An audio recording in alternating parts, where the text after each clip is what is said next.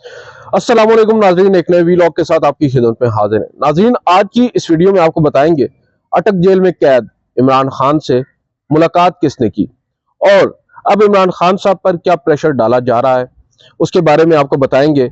और चार मुख्तलिफ मुलाकातें हुई हैं डॉक्टर आरिफ अलवी से, वो मुलाकातें किसने की हैं और जिन्होंने अब सदर आरिफ अलवी से मुलाकात की है, पीटीआई के एक वफ्द से भी उनकी मुलाकात सवाबी में हुई है। इन तमाम तर तफसीलात से आपको आगाह करेंगे और उसके बाद आपको बताएंगे कि जस्टिस काजी फायज ईसा या सुप्रीम कोर्ट ऑफ पाकिस्तान ने अब किन दो जजेस को क्लीन चिट दे दी है, जिनके हवाले से ये तासुर था कि शायद कुछ होने जा रहा है। अब उनको क्लीन चिट मिल गई है, उनके बारे में आपको बताएंगे। और सुप्रीम कोर्ट में एक बड़ी इंटरेस्टिंग पिटीशन फाइल की गई है 184(3) के तहत, आर्टिकल 184(3) के तहत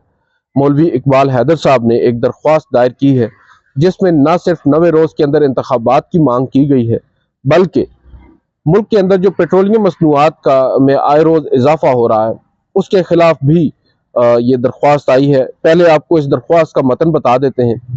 इस दरख्वास्त के अंदर इस्तदा की गई है सुप्रीम कोर्ट ऑफ पाकिस्तान से कि 90 दिन के अंदर इंतखाबात कराने का हुक्म दिया जाए और निगरान हुकूमत को नई हुकूमत के क़याम तक पेट्रोलियम मसनूआत की कीमतों में इजाफे से रोका जाए और आईनी दरख्वास्त का फैसला होने तक पेट्रोलियम मसनूआत की कीमतों में मजीद इजाफा ना किया जाए। इस हवाले से भी अदालत अपनी डायरेक्शंस दे और निगरान हुकूमत का जो काम है वो है 90 रोज़ के अंदर इंतखाबात करवाना और जो पेट्रोलियम मसनूआत की कीमतों का तयन करना है, ये काम निगरान सेटअप का नहीं है बल्कि अवाम के मुंतखब करदा नुमाइंदों का है। अब दरख्वास्त के अंदर वफाक को, इलेक्शन कमीशन को, वजारत पेट्रोलियम को, वजारत ख़जाना को फरीक बनाया गया है और मौलवी इकबाल हैदर हैं जिन्होंने माजी में कई अहम दरख्वास्तें सुप्रीम कोर्ट में, मुख्तलिफ हाई कोर्ट्स में दायर की हैं। उनकी जानिब से ये दरख्वास्त, इसका सामने आना अब देखना ये होगा कि क्या जस्टिस काजी फायज ईसा इस दरख्वास्त को टेक अप करते हैं, क्योंकि इंतखाबात से मुतालिक कई दरख्वास्तें ऑलरेडी फाइल्ड हैं, पेंडिंग हैं, मगर चीफ जस्टिस फ़िलहाल शायद गुरेज कर रहे हैं और हो सकता है वो 3 तारीख तक इंतज़ार करें जो 184(3) के मामलात हैं। दूसरी जानिब उन्होंने फैज़ाबाद धरना केस तो समाअत के लिए मुकर्रर कर दिया, हो सकता है उस पर अभी मेन जो रिव्यू है उसको सुने बगैर इम्प्लीमेंटेशन की तरफ जाया जाए। मगर ये जो दरख्वास्त सामने आई है इसकी अब सिग्निफिकेंस काफ़ी ज़्यादा है और इसी से मिलता जुलता फिर हमारा दूसरा टॉपिक है जो सदर आरिफ अलवी हैं, उनसे मोहम्मद अली दुरानी साहब की 4 मुलाकातें हुई हैं हमारी इतलात के मुताबिक, और ये मुलाकातें एक 15 से 20 दिनों का एक स्पैन है, टाइम स्पैन है, उसके अंदर हुई हैं, दौरानियाँ है। और 4 मरतबा जो मुलाकात हुई है उनकी सदर मुमलिकत से। अब ये बात हम कर रहे हैं सदर मुमलिकत की, ईवान सदर में जो उनसे मुलाकातें की गई हैं। और ईवान सदर में आपको मालूम है जब भी कोई मुलाकात होती है तो वो शेड्यूल्ड होती है, टाइम टेबल होता है, पहले से तयशुदा प्रोग्राम के तहत मुलाकातें होती हैं। ऐसे नहीं होता कि मैं अभी जाऊं और मैं कहूं कि सदर साहब मेरे जानने वाले हैं और मुझे थोड़ा सा वक्त दे दें, ऐसा कभी नहीं होता। मगर इस केस में ऐसा हुआ है। हमारी जो इतलात हैं, हमारी जो इन्फॉर्मेशन है उसके मुताबिक मोहम्मद अली दुरानी साहब, एक अहम चीज़ यह है कि मोहम्मद अली दुरानी साहब आज किसी भी सियासी जमात से वाबस्ता नहीं है, डायरेक्टली कहीं पर भी वो आपको नज़र नहीं आते कि वो किसी एक पॉलिटिकल पार्टी के किसी एक एंटिटी को रिप्रेजेंट कर रहे हों। कुछ लोगों का ये मानना है ताकतवर हलकों की जानिब से वक्तन फ़वक्तन वो आते रहते हैं और कुछ मामलात में दखल देते हैं। बहरहाल उनकी जानिब से 4 जो मुलाकातें उन्होंने की हैं सदर मुमलिकत से, वो चारों शेड्यूल्ड नहीं थी। जो सदर मुमलिकत ईवान सदर में उनसे मुलाकातें हुई हैं वो शेड्यूल्ड नहीं थी और जब भी वो वहाँ गए उन्होंने कहा कि मैंने मुलाकात करनी है, उनसे मुलाकात की गई, जो कि गैर मामूली है। और अब आखिरी जो उनकी मुलाकात हुई सदर मुमलिकत से, उसके बाद उसी रोज़ उनकी एक और मुलाकात हुई और वो मुलाकात बताया जा रहा है कि पाकिस्तान तहरीक इंसाफ के वफ्द से हुई है और असद कैसर साहब हैं पाकिस्तान तहरीक इंसाफ के, उनकी रिहाइशगाह सवाबी में बताया जा रहा है ये मुलाकात हुई है और काफ़ी तवील मुलाकात हुई है। बताया जा रहा है कि इसमें असद कैसर के अलावा और भी कई अहम पार्टी के रहनुमा मौजूद थे, हो सकता है उमर अयूब हो, कोई भी हो, मगर अहम जो अब बाकी मानदा उनकी क़यादत है उनमें से अहम लोग मौजूद थे और उनके साथ भी कुछ सलाह मशवरा किया गया है। बज़ाहिर नज़र ये आ रहा है कि शायद, क्योंकि एक इत्तला ये भी आ रही है कि इमरान खान से जेल में भी मुलाकात हुई है। اب وہ محمد علی درانی صاحب کی ہوئی ہے یا کسی اور اہم شخصیت کی ہوئی ہے، ملاقات ضرور ہوئی ہے، اور اس کے بارے میں اب اتنا ہی ہم کہہ سکتے ہیں کہ بتایا جا رہا ہے کہ جو ثمرات ہیں وہ جلد سامنے آنے لگ جائیں گے، اور ایک ڈیل کی خبریں آ رہی ہیں کہ ہو سکتا ہے پی ٹی آئی کو کچھ ڈیل آفر کی جا رہی ہو کہ عمران خان اگر باہر چلے جائیں تو پھر پاکستان تحریک انصاف کھل کر انتخابی عمل میں حصہ لے سکتی ہے اور کھل کر انتخابات لڑ سکتی ہے پاکستان کے اندر۔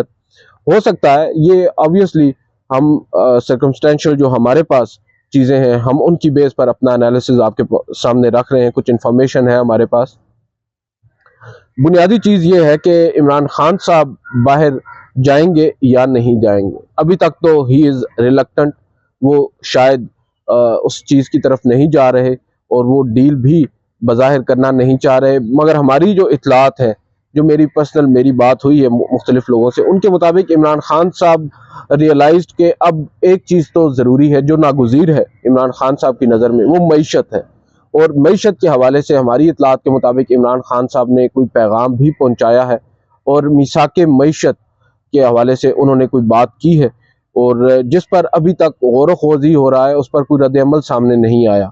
اور بتایا یہی جا رہا ہے کہ عمران خان صاحب نے کہا ہے کہ تمام باتیں نظر انداز ہو سکتی ہیں مگر معیشت کو ہم نے خود سنبھالا دینا ہے، تو اس کے اوپر ہمیں اکٹھا ہونا چاہیے اور ایک پالیسی ہونی چاہیے ہماری ریاست کی فی الوقت موجودہ صورتحال کے اندر، جو کہ ایک پازیٹیو چیز ہے۔ عمران خان صاحب کی جانب سے اگر یہ بات آئی ہے سامنے تو بڑی پازیٹیو چیز ہے، دیکھنا ہوگا کہ دوسری جانب سے اس پر کیا رسپانس آتا ہے، اور کیا عمران خان صاحب جو ماضی میں اپنے مخالفین کو ڈیل کا تانا دیتے تھے، کیا واقعی ڈیل کی صورت میں باہر جائیں گے؟ بہت سے لوگ مانتے ہیں کہ عمران خان صاحب کو اب چلے جانا چاہیے، ملک کے اندر جو انسٹیبلٹی ہے شاید وہ کم نہ ہو۔ بہرحال اس پر مزید ہم کچھ انفارمیشن آئے گی تو بات کریں گے، فی الوقت ہماری انفارمیشن یہی ہے کہ ملاقاتوں کا سلسلہ جاری ہے اور کوشش کی جا رہی ہے چیزوں کو کول ڈاؤن کرنے کی، اور کچھ آفرز بھی ہو رہی ہیں۔ اب دیکھنا ہوگا کہ اس کو کس طرح پی ٹی آئی جو ہے وہ ایڈریس کرتی ہے، اور ملاقاتیں تو بہرحال کافی امپورٹنٹ ہوئی ہیں۔ اب آتے ہیں دو معزز سپریم کورٹ کے ججز کی جانب۔ بہرحال میری جو اطلاعات ہے، میری جو پرسنل اوپینین ہے، میری جو اپنی اسیسمنٹ ہے، اس میں میری اطلاعات کے مطابق یہ 3 ججز ہیں، اور بلکہ میں اپنے ایک وی لاگ میں جس دن تقریبی الخبرداری تھی جسٹس قاضی فائز عیسیٰ کی، آپ کو بتا بھی چکا ہوں جسٹس سردار طارق مسعود صاحب سے متعلق کہ 3 ججز کے خلاف جو ریفرنسز ہیں انہوں نے واپس بھیجے ہیں۔ اب یہ نہیں معلوم تھا کہ ان ریفرنسز میں انہوں نے اوپینین کیا دیا ہے۔ اب یہ اطلاع آ رہی ہے کہ 2 ججز جو ہیں، جسٹس سمرتا بندیال اور جسٹس اعجاز الحسن، ان کو کلین چٹ مل گئی ہے، ان کے خلاف جو شکایات جو عام شہریوں نے دائر کی تھی ان کو بے بنیاد قرار دے دیا گیا ہے، اور جسٹس سردار طارق مسعود نے اپنی قانونی رائے ان پر دے دی ہے۔ بہرحال جسٹس مظاہر علی اکبر نقوی کے اوپر آن دا ادر ہینڈ جسٹس سردار طارق مسعود کے مطابق وہ ابھی تک ان کا جائزہ لے رہے ہیں، کب تک وہ جائزہ لیں گے یہ معلوم نہیں ہے، مگر جو ہی وہ جائزہ لیں گے اس کو پڑھیں گے اس کے بعد ان کا جو اوپینین ہے وہ کافی زیادہ اہمیت کا حامل ہے، اور تمام تر نظریں کم از کم ہم کورٹ رپورٹرز کی تو اسی اوپینین پر ہیں جو جسٹس سردار طارق مسعود نے دینی ہے۔ جہاں تک بات ہے جسٹس مظاہر علی اکبر نقوی کی، وہ بارہا اس بات کا اظہار کر چکے ہیں کہ کیوں نہیں دی جا رہی اوپینین، اور ان کی نظر میں وہ بے گناہ ہیں، بے قصور ہیں، اور بہت سے لوگ ان کی اس رائے سے اگری بھی کرتے ہیں۔ اب دیکھنا ہوگا کہ جسٹس سردار طارق مسعود وہ رائے ان کے خلاف دیتے ہیں یا ان کے حق میں دیتے ہیں۔ دونوں کیسز میں خبر یہ کافی امپورٹنٹ ہے، اور اب معلوم ہوگا جسٹس قاضی فائز عیسیٰ کا بطور چیف جسٹس جو دور ہے سپریم کورٹ میں وہ کس طرف چلے گا، کس طرح چلے گا، کیسے آگے بڑھے گا جسٹس مظاہر علی اکبر نقوی کے خلاف ریفرنس سے۔ اس کے بعد جو ایک سرکولر جاری ہوا ہے آج سپریم کورٹ کی جانب سے، سپریم کورٹ رجسٹرار کی جانب سے، بڑا انٹرسٹنگ سرکولر ہے۔ اس سرکولر میں یہ کہا گیا ہے کہ ہائی کورٹس کے جو تضادات سے بھرپور فیصلے ہیں، تضادات پر مبنی جو فیصلے ہیں، ان کی ایک فہرست مرتب کی جائے، یعنی ہائی کورٹس کے کئی جو فیصلے ہیں ان کو سپریم کورٹ میں چیلنج کیا جاتا ہے، اپیلوں کی صورت میں اپیل دائر ہوتی ہے، اور بتایا یہ جا رہا ہے کہ وہ جو فیصلے چیلنج ہو چکے ہیں ہائی کورٹ کے، سپریم کورٹ کے اندر، ان کئی فیصلوں میں تضادات موجود ہیں، ان میں کچھ خامیاں موجود ہیں۔ تو اب متعلقہ جو برانچز ہیں سپریم کورٹ کی، رجسٹرار آفس نے ان متعلقہ دفتروں کو، افسران کو یہ ہدایت کر دی ہے کہ ان تضادات سے بھرپور جو مقدمات ہیں ان کی ایک فہرست مرتب کریں، اور پھر اس کے اوپر سپریم کورٹ شاید ایک الگ بینچ تشکیل دے دے یا پھر اپنی فائنڈنگز جسٹس قاضی فائز عیسیٰ دیں۔ مگر یہ کافی امپورٹنٹ ہے اور سگنیفیکنٹ ہے۔ اس طرح کے جو سرکولرز ہیں اس سے اب ایک چیز سامنے آتی ہے کہ جو عدالت عظمیٰ ہے وہ ہائی کورٹس کے کارکردگی پر بھی جائزہ لے گی۔ یہاں پر سوال یہ اٹھتا ہے کہ چلے ٹھیک ہے، ہائی کورٹس کے فیصلوں میں جو تضادات ہیں ان کا جائزہ تو سپریم کورٹ لے گی۔ سوال تو یہ اٹھتا ہے کہ سپریم کورٹ کی تضادات سے بھرپور فیصلوں کا جائزہ کون لے گا؟ اس پر جسٹس قاضی فائز عیسیٰ کون سی کمیٹی تشکیل دیں گے؟ یہ بڑا امپورٹنٹ ہے۔ اب جہاں تک بات ہے سپریم کورٹ کی، تو سپریم کورٹ میں ہم دیکھ رہے ہیں کہ جسٹس قاضی فائز عیسیٰ کی جانب سے کچھ کوششیں ضرور کی جا رہی ہیں۔ ایک اور سرکولر آج جاری ہوا جس میں سائلین کو کچھ ریلیف دینے کی بات سامنے آ رہی ہے کہ جو عام سائلین ہیں ان سے غیر ضروری جو دستاویزات مانگے جاتے ہیں سپریم کورٹ کی جانب سے، اور ایک تو ہوتا ہے مقدمہ شروع ہوتا ہے، مین پٹیشن ہوتی ہے اس کے ساتھ، مگر اس کے بعد جب اسی کیس کا ان کا فیصلہ ہو جائے اور اس فیصلے کے بعد جب دوبارہ وہ نظر ثانی یا ریویو پٹیشن کی صورت میں یہاں پر آتے ہیں تو ان کو نئے سرے سے پھر تمام تر ریکارڈ سپریم کورٹ میں جمع کروانا ہوتا ہے، فراہم کرنا ہوتا ہے، بیان حلفی کی صورت میں یا جو پیپر بکس ہوتی ہیں جو ماضی میں سپریم کورٹ میں آلریڈی ہوتی ہیں، فائلڈ ہوتی ہیں، مگر ان کو دوبارہ سے کرنا پڑتا ہے، اور اس میں نہ صرف وقت پیسے کا ضیاع ہوتا ہے، وقت کا بھی ضیاع ہوتا ہے، اور کافی زیادہ مشکل عمل ہوتا ہے ڈاکومنٹس کو اکٹھا کرنا، کبھی کبھار ڈاکومنٹس نہیں بھی دستیاب ہوتے۔ تو اس پر اب یہ کہا گیا ہے کہ جو غیر ضروری قسم کے ڈیمانڈز ہیں وہ نہیں ہونے چاہیے سائلین سے، اور جو ریکارڈ آلریڈی سپریم کورٹ میں ہوتا ہے اس کو ضائع کرنے کی بجائے اس کو سٹور کیا جائے، اور آئندہ جب وہی مقدمہ دوبارہ کسی اور صورت میں سپریم کورٹ میں آئے تو وہ ریکارڈ موجود ہونا چاہیے۔ تو یہ ایک اچھی چیز ہے، مثبت چیز ہے، اور ہمیں اس کی تعریف بھی کرنی چاہیے۔ مگر دیکھتے ہیں جسٹس قاضی فائز عیسیٰ بطور چیف جسٹس مزید کیا کرتے ہیں۔ اب جو آئندہ آنے والا ہفتہ ہے یہ کافی زیادہ امپورٹنٹ ہے، ڈیفائننگ مومنٹ بھی کہا جا رہا ہے جسٹس قاضی فائز عیسیٰ کے چیف جسٹس ہونے کے حوالے سے، کیونکہ ایک تو ہمارے سامنے ایک امپورٹنٹ کیس فکسڈ ہوا ہے، وہ ہے فیض آباد دھرنا کیس، اور اس کے اوپر بھی ہماری اطلاعات کے مطابق جو ایک تاثر قائم ہو رہا تھا کہ شاید جو ادارے ہیں وہ نالاں ہیں اور وہ نہیں چاہتے کہ یہ معاملہ ٹیک اپ ہو۔ ہماری جو انڈرسٹینڈنگ ہے اس سے بظاہر جو ہم اخذ کر پا رہے ہیں وہ یہی ہے کہ شاید کسی کو کوئی فرق نہیں پڑ رہا،